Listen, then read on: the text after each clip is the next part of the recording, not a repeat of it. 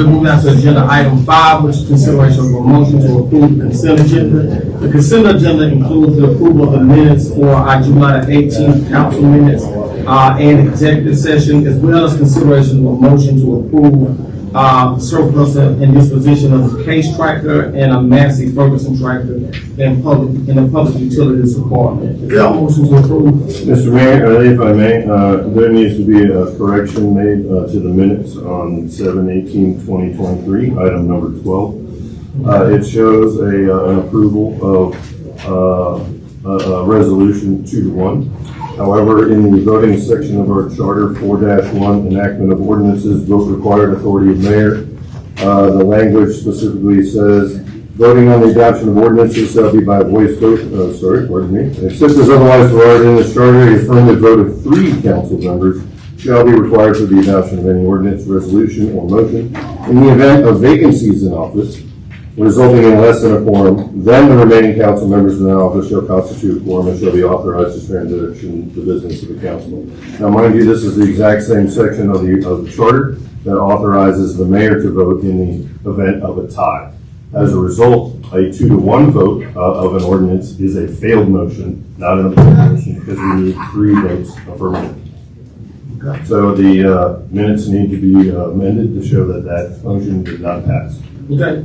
Per the councilman's input, can we get a point of information from our city attorney in regards to the councilman's reports? Yes, just a moment. Now, Ken, I know you're going to show me there are another sections of the charter, but this is specifically the section relating to voting, and specifically the section relating to the power of the mayor to vote in the event of a tie. So unless we're going to give up, unless the mayor is planning to give up that power, then these powers operate, or these rules operate in conjunction with each other.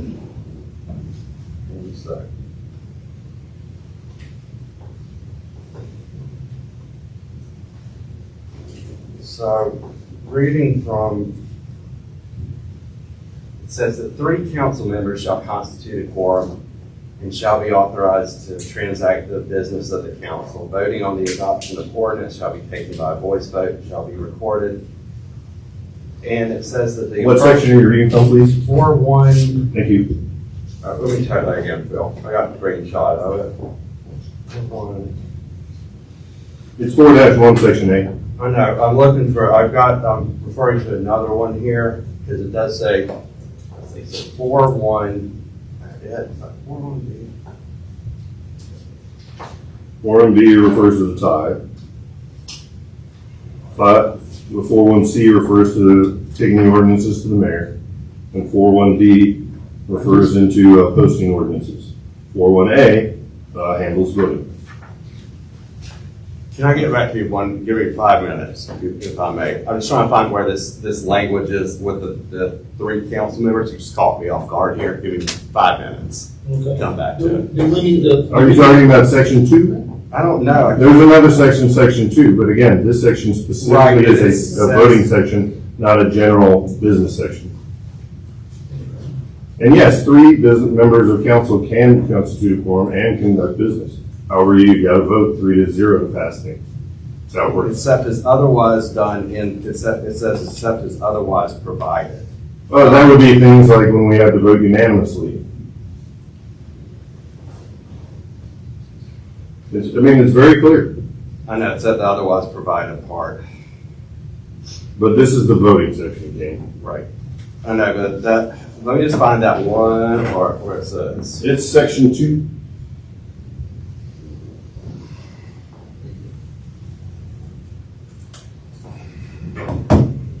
I've got that section. I sent to Sherry when she asked about it.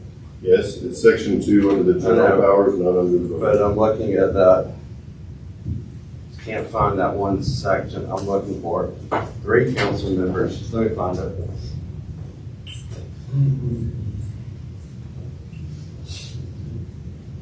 While you're looking, 12, what was it in reference to? That was an increased council's compensation.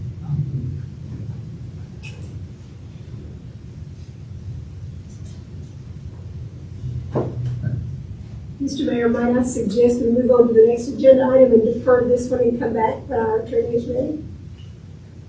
Karen, how much more time do you need? Just one sec. So, what I'm referring to is section 25B. So, the sections you referenced does say that it is otherwise provided. However, I rely on 25A, which involves meetings, minutes, and proceedings of council. 25B states clearly, 3 council members shall constitute a quorum and shall be authorized to transact the business of the council. Voting on the adoption of ordinance shall be taken by a voice vote and shall be recorded in the official minutes that any member of the council shall have the right to request a roll call vote. The affirmative vote of a majority of the members present shall be required for the adoption of any ordinance, resolution, or motion except as otherwise provided in this charter. Which is section 4.1A. Which also has the except as otherwise provided in the charter. So there's not a definitive answer there because they both say or is otherwise done provided by the charter.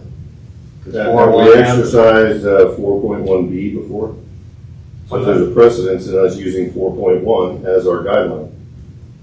I don't recall that.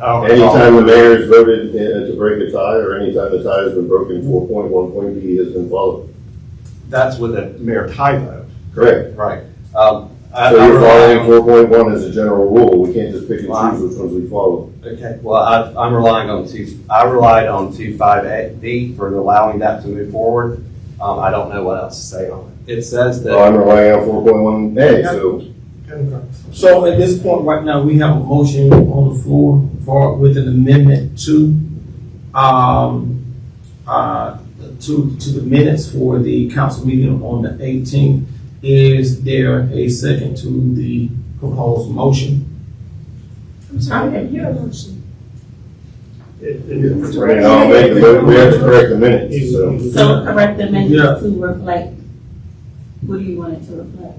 A failed vote. It didn't pass with 3 votes, which is what, again, section 4.1A, the voting section of our charter discusses. Okay. All right, is there a second to that? I'm sorry, I can't second the motion because I've hear and heard what Councilmember Boyer is saying, his questions about it, but I'm relying on our city attorney's interpretation at the moment and subsequently, that which prevails. I mean, it's a legal point, so I'm going to defer to the legal person. Then give me your reasoning for picking one over the other when we followed 4.1 repeatedly over the course of our council history. And this was only passed in 2000, so this doesn't go back before 2000.